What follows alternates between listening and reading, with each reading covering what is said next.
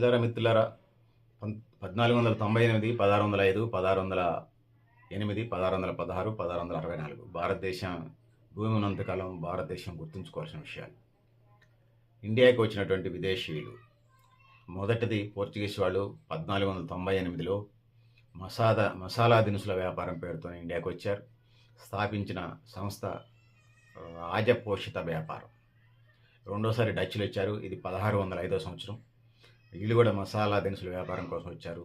సంస్థ పెట్టారు ఇక్కడ రాజులతో కలిసి డచ్ ఈస్ట్ ఇండియా కంపెనీ దాని పేరు. దాని తర్వాత మూడోది భారతదేశానికి బ్రిటిష్ వాడు ఇంగ్లాండ్ వాడు వచ్చాడు 1608 సంవత్సరం 1608. ముఖ్య ఉద్దేశం వ్యాపారం చేసి తర్వాత రాజకీయ ఆధిపత్యం చేశారు. ఇక్కడ కంపెనీ పెట్టారు. దాని పేరే బ్రిటిష్ ఈస్ట్ ఇండియా కంపెనీ. 1857 దాకా అదే కథ ఉంది. దాని తర్వాత నాలుగోది డెనిష్ వారు. వీళ్ళు వచ్చారు. వీళ్ళు 1616 సంవత్సరంలో వచ్చారు. వీళ్ళ ఉద్దేశం కూడా మసాలా దినుసుల వ్యాపారమే. సంస్థ డెనిష్ ఈస్ట్ ఇండియా కంపెనీ పేరు పెట్టారు. దాని తర్వాత ఐదోది 1664 సంవత్సరంలో వ్యాపారం కోసం వచ్చారు. వీళ్ళు కూడా దినుసుల వ్యాపారమే, మసాలా దినుసుల వ్యాపారం. వీళ్ళు పెట్టారు.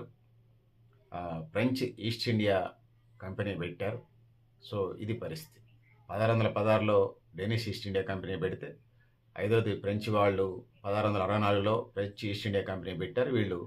ఇది పోర్చుగీస్ వాళ్ళు 1498, డచ్ వాళ్ళు 1605, బ్రిటిష్ వాళ్ళు 1608, డెనిష్ వారు 1616, ఫ్రెంచ్ వాళ్ళు 1664 సంవత్సరాల్లో భారతదేశంలో కంపెనీలు పెట్టి చివరికి ఆధిపత్య పోరులో బ్రిటిష్ ఈస్ట్ ఇండియా కంపెనీ ఏదైతే ఉందో తర్వాత ఇంగ్లాండ్ వాళ్ళు భారతదేశాన్ని 1608 నుంచి 1947 దాకా సుమారుగా 400 సంవత్సరాల దాకా మనకి 350-400 సంవత్సరాలు వాళ్ళ అడ్మినిస్ట్రేషన్ పరిపాలించినటువంటి పరిస్థితిని మనం చూస్తూ ఉంటాం. సో ఇది పరిస్థితి. సో భారతదేశ స్వతంత్రానికి ముందు, స్వతంత్రం వచ్చిన తర్వాత మనం ఇది సందర్భాల్లో మాట్లాడుతున్నాం. ఎక్స్పర్ట్స్ని కూడా సంబంధించిన సమాచారం ఉంటే మనం చెప్పేద్దాం. మరింత సమాచారం మనకు అందుబాటులో లేనిది ఉంటే ఎక్స్పర్ట్స్తో కూడా చెప్పించే ప్రయత్నం చేద్దాం. ఇది పరిస్థితి. పెద్దలారా మిత్రులారా, మీరు కూడా మీ అభిప్రాయాన్ని కామెంట్ బాక్స్లో రాయండి. Thank you. వందనాలు పెద్దలారా.